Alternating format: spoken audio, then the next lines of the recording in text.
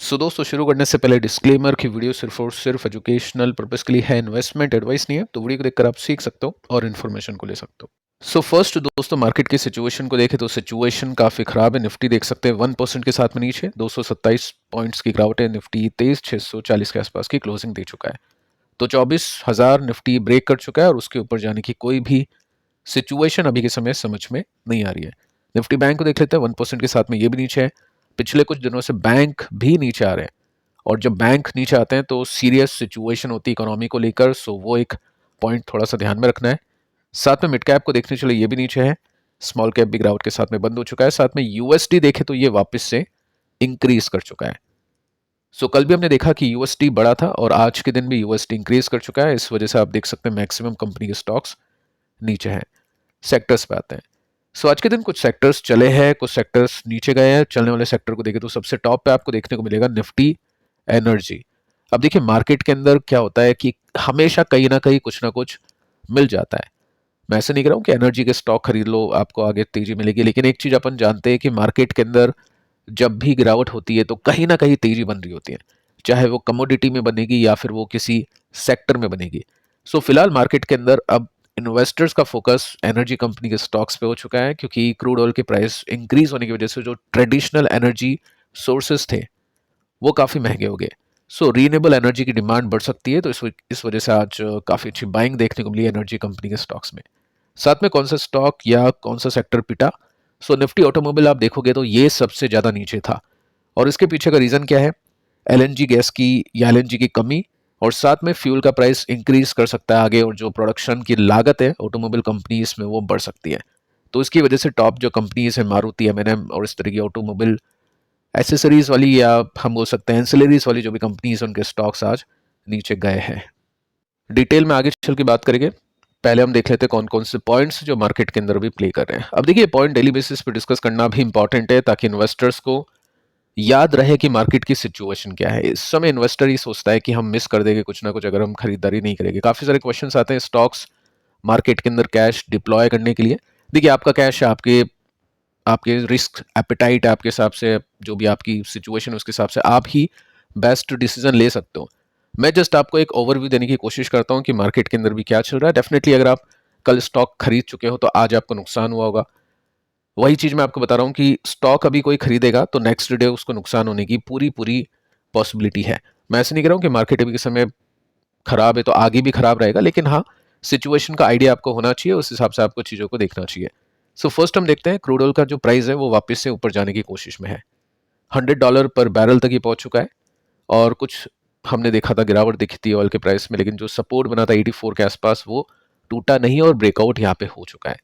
Breakout के बाद में अब चीजें हाथ से निकलती जाती हुई देखने को मिल रही है। साथ में आप देख सकते हैं दो ऑयल टैंकर्स के ऊपर अटैक कर दिया, तो ये भी एक रीजन है ऑयल के प्राइस को ऊपर जाने के पीछे का। सेकंड आप देखोगे ना तो यहाँ पे कोशिश की जा रही है कि कैसे करके प्राइस को सेटल किया जाए।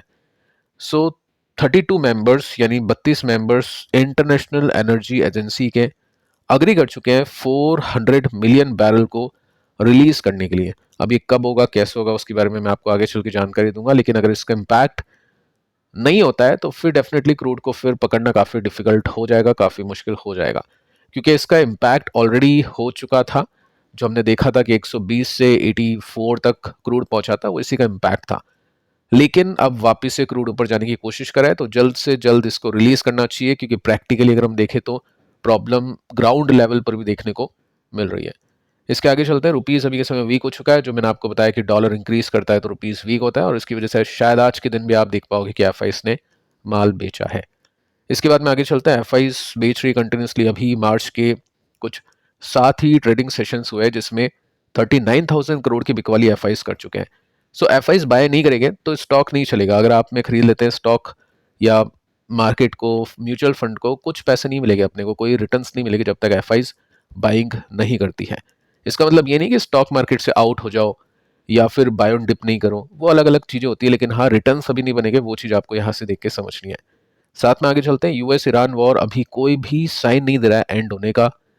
ट्रंप का कमेंट आया था कि अगले कुछ दिनों में वॉर खत्म होगी। इजराइल ने मना कर दिया कि नो टाइम, अभी कोई हमने टाइम लिमिट सेट नहीं करी है। ये सिचुएशन खराब पे खराब होती जा रही है। सबसे बड़ा problem macro risk rising. Inflation, India का इन्फ्लेशन डेटा भी आया है, उसको आगे चल के डिटेल में चेक करते हैं बाकी की सिचुएशन के साथ में। बाकी यूएस का इन्फ्लेशन डेटा आपने देखा विच इज ओके ओके, कोई भी वहाँ पे हाइक नहीं था, एक्सपेक्टेशंस को उसने एक्सीड नहीं किया था, बीट नहीं किया था, लेकिन इंडियन इन्फ्लेशन डेटा अच्छा नहीं आया है। सो यहाँ पे ये वॉर लंबी चलेगी तो इन्फ्लेशन इंक्रीज होगा और उसकी वजह से फिर डेंट पड़ेगा, रेट हाइक भी हो सकती है, स्टॉक्स में से पैसे और निकल सकते हैं। सो पॉइंट दोस्तों अब ये बन जाता है कि वॉर कब रुक सकती है, कौन कौन सी कंडीशंस है जो ईरान ने सेट की है। टोटल 3 कंडीशंस यहाँ पे नई जो कंडीशंस है वो ईरान ने सेट की है। अब ये कौन सी 3 कंडीशंस है उसको चेक कर लेते हैं और उसके हिसाब से अनुमान लगाते हैं कि क्या यूएस इन 3 कंडीशंस को फुलफिल करेगा या फिर नहीं। सो देखते कंडीशंस क्या है। सो फर्स्ट कंडीशन ये है कि ईरान को अपने राइट्स मिले। अब राइट में क्या आता है, राइट में न्यूक्लियर पावर आता है, क्योंकि बाकी जो कंट्रीज हैं उनके पास भी न्यूक्लियर वेपन है और न्यूक्लियर वेपन किसी के ऊपर अटैक करने के लिए नहीं है, न्यूक्लियर वेपन खुद को बचाने के लिए है, यानी डिफेंस के लिए, डिफेंड करने के लिए। कि अगर कोई कंट्री अटैक करती है बिना किसी रीजन, या फिर अगर ऑब्वियस है बिना किसी रीजन के तो अटैक होगा नहीं, लेकिन जरूरत से ज्यादा अटैक करती है तो न्यूक्लियर जो पावर कंट्री है वो ऑब्वियस वहां पे धमकी दे सकती है कि हम न्यूक्लियर वेपन को ओन करते हैं तो डेफिनेटली हम भी अटैक कर सकते हैं, ताकि कोई भी कंट्री आके इजीली उनके ऊपर अटैक नहीं कर पाए। तो वो चीज ईरान चाहता है। लेकिन दोस्तों यूएस को डर है कि ईरान को न्यूक्लियर वेपन मिल गया तो सबसे पहले इजराइल के ऊपर अटैक हो सकता है और उसके साथ में डेफिनेटली आसपास की जो कंट्रीज है वो भी जाएगी, क्योंकि न्यूक्लियर वेपन अभी के समय काफी स्ट्रांग है।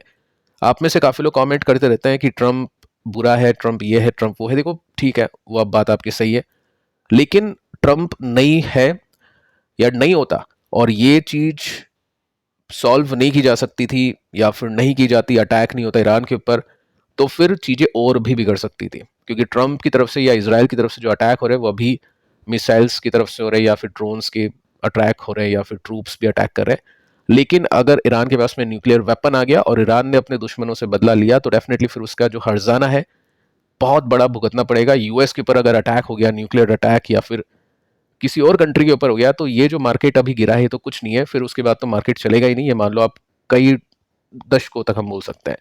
सो ये जो अटैक है इंपॉर्टेंट है ईरान के ऊपर होना, लेकिन कितना ज्यादा होना इंपॉर्टेंट है यानी है वो ठीक है, वो अपन नहीं बोल सकते, वो डिपेंड करता है कि क्या सिचुएशन वहां पे है, कितने यूरेनियम उन्होंने बर्बाद किए, कितना न्यूक्लियर प्लांट उन्होंने तबाह किए उसके ऊपर।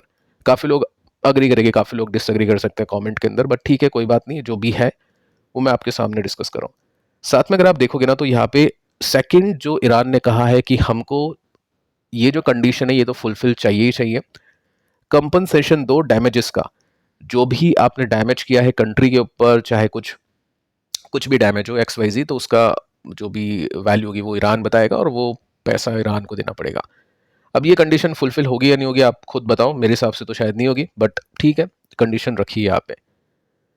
तीसरी जो कंडीशन है कि गारंटी दो कि फ्यूचर में अटैक नहीं करोगे। ईरान चाहता है कि कोई भी फ्यूचर अटैक नहीं हो, और ये जो गारंटी है ना ये ऐसी वैसी नहीं होगी, ये गारंटी इंटरनेशनल गारंटी होगी।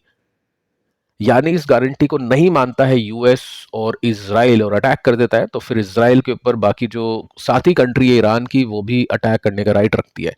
सो इंटरनेशनल गारंटी छोटी मोटी गारंटी नहीं होती है और ये भी देना काफ़ी डिफिकल्ट है कि इस एक ऐसी कंट्री को जहाँ पे न्यूक्लियर वेपन बन जाए तो काफ़ी प्रॉब्लम आ सकती है। सो मेरे हिसाब से तो तीनों कंडीशंस फुलफिल नहीं होगी। बाकी आपको क्या लगता है आप नीचे कमेंट कर सकते हैं।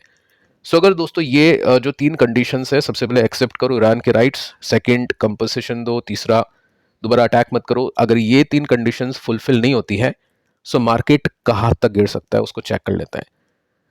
देखिए जैसा कि कल मैंने आपको कहा था कि पैटर्न ऐसा बनने के लिए अभी बिल्कुल तैयार है और वैसा पैटर्न बन चुका है। निफ्टी ने अपने ये जो पिछला लो था, सपोर्ट था, इसको भी तोड़ दिया, तो कंटिन्यूसली निफ्टी में break down to break down देखने को मिल रहे हैं, विच इज़ नॉट गुड, क्योंकि यहाँ पे कोई भी सपोर्ट पे भी स्टॉक खरीदेगा तो उसको नुकसान होगा।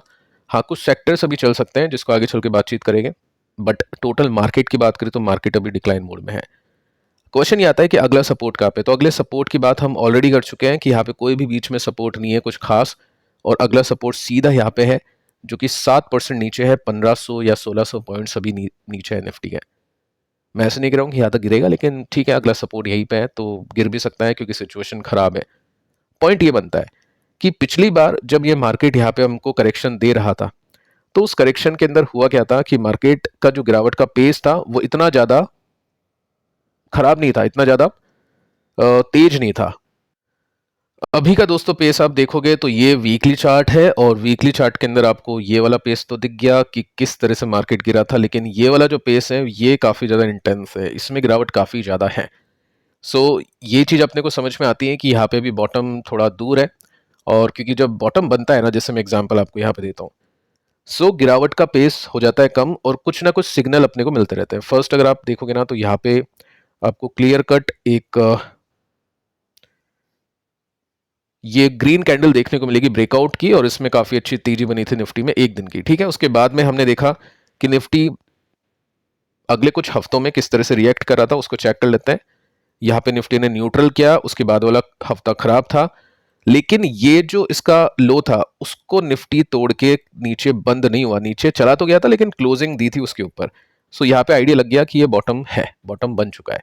सो वो सिचुएशन भी यहाँ पे आई थिंक आएगी और अपन कोशिश करेंगे उसको पता लगाने की। जैसा भी कुछ होगा मैं आपको उसके बारे में सूचना दूंगा, बट अभी तो ये सिचुएशन है जो कि काफ़ी अच्छी नहीं है और काफ़ी ख़राब है। तो फिलहाल दोस्तों इस वीडियो में इतना ही। कल के 3 वीडियोस पे आप देख लेना, कुछ स्टॉक्स के ऊपर भी डिस्कशन किया इन वीडियोस में। मिलते हैं नेक्स्ट वीडियो में, तब तक के लिए बाय बाय।